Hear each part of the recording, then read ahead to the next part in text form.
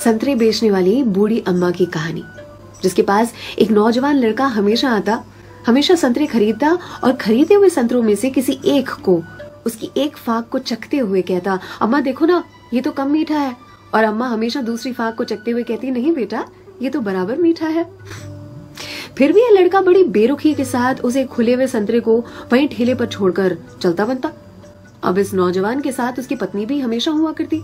एक दिन पत्नी ने पूछा, ये जो तुम हर बार अम्मा के ठेले पर पहुंचकर नौटंकी शुरू कर देते हो, ये संतरा तो कम मीठा है, ये संतरा तो कम मीठा है। संतरे तो मैंने भी चखे हैं, बराबर होते हैं, लेकिन फिर इस नौटंकी के पीछे राज क्या है, चाहते क्या हो तुम?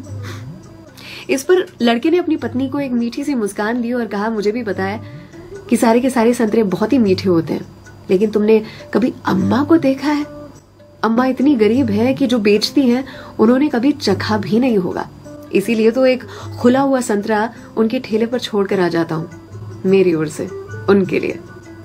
अम्मा के बाजू में जो सब्जी वाली थी, उसने एक दिन कहा उनसे, आपको पता है ये जो सरफरा आपके ठेले पर आता है संतरे खरीदने के लिए, इतनी चिकचिक करता है आपसे कि आप नाप तोल में उसे ज्यादा संतरे दे देती हो।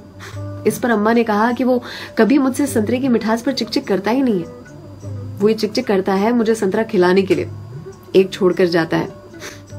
क्या मुझे पता नहीं है? उसकी चिकचिक में भी उसके प्यार की मिठास नजर आती है। वो कहते हैं ना कि मेरे हिस्से से ज्यादा तूने मेरी थाली में परोसा है, कितनी भी मुश्किलें दे ऊपर वाले, मुझे तुझ पे भरोसा है।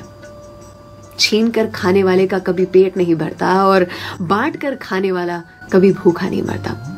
अगर कोई ऐसा दिखे, उसकी मदद जरूर से करे। इसी को तो कहते हैं जियो दिल से।